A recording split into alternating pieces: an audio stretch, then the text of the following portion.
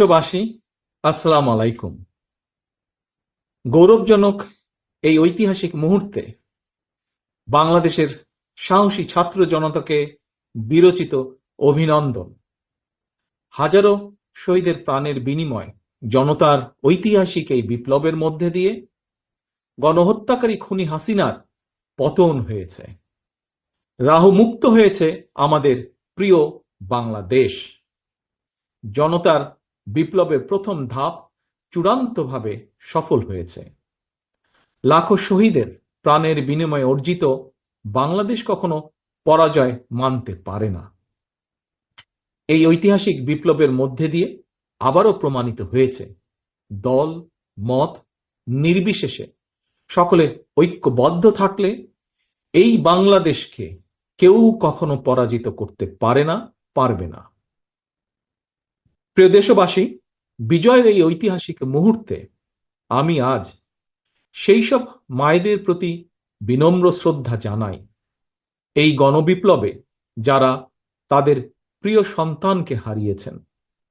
এভাবে গত 15 বছরে ফ্যাসিবাদী শাসনকালে অনেক সন্তান তার প্রিয়তম পিতাকে হারিয়েছেন, অনেক স্ত্রী প্রিয়তম স্বামী হারিয়েছেন, গুম খুন অপহরণ করে অসংখ্য মায়ের বুক খালি করে দেওয়া হয়েছে। আপনাদের সন্তানের শহীদ মৃত্যু, স্বজনদের ত্যাগ তিতিক্ষায় 2024 সালের 5ই আগস্ট প্রিয় বাংলাদেশ আরেকটি বিজয় দেখেছে। জনতার ঐতিহাসিক বিপ্লব সফল করতে গিয়ে অসংখ্য ছাত্র জনতা আহত হয়েছেন।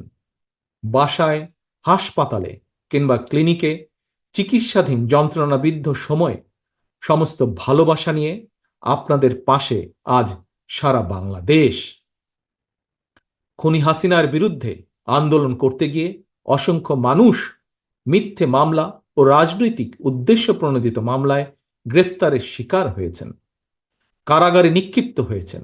আমি অবিলম্বে তাদের বিরুদ্ধে দায় করা সকল মামলা প্রত্যাহার এবং তাদের কারামুক্তির দাবি জানাচ্ছি।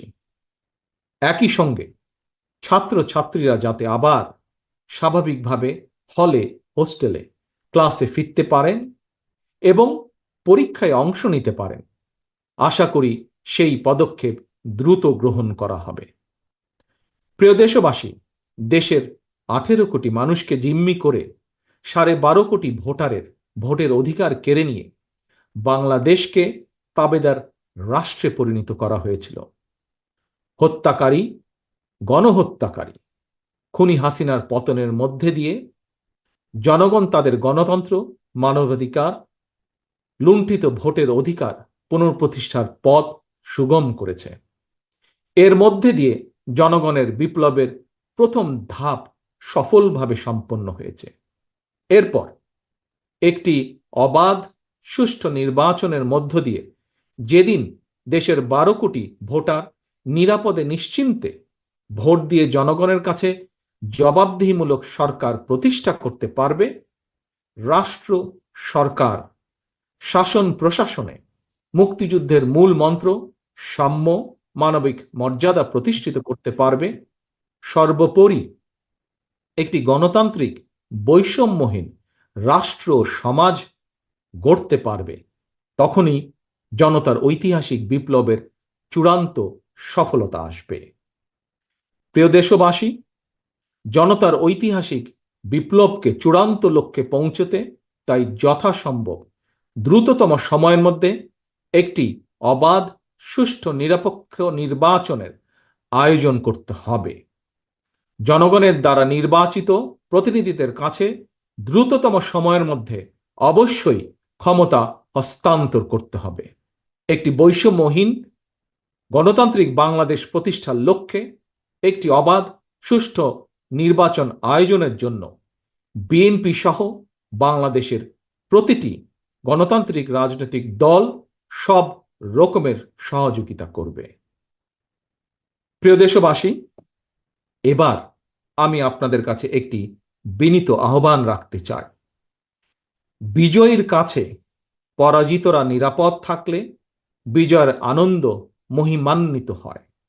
সুতরাং বিজয়ের এই আনন্দঘন সময়ে রাহুমুক্তির এই ঐতিহাসিক মুহূর্ত শান্তভাবে উদযাপন করুন। অনুগ্রহ করে কেউ প্রতিশোধ কিংবা প্রতিহিংসা পরায়ণ হবেন না। কেউ নিজের হাতে দয়া করে আইন তুলে নেবেন না। অর্জিত বিজয় যাতে লক্ষ্যচ্যুত না হয় সে ব্যাপারে জনগণকে সতর্ক দৃষ্টি রাখতে হবে। 52, 71 কিংবা 90 মতন ছাত্র জনতা আবারও একটি বিজয়ের ইতিহাস রচনা করেছে। প্রিয় দেশবাসী, আবারও আপনাদের সকলকে বিরচিত অভিনন্দন। আল্লাহ হাফেজ। বাংলাদেশ জিন্দাবাদ। বাংলাদেশ জাতীয়তাবাদী দল জিন্দাবাদ।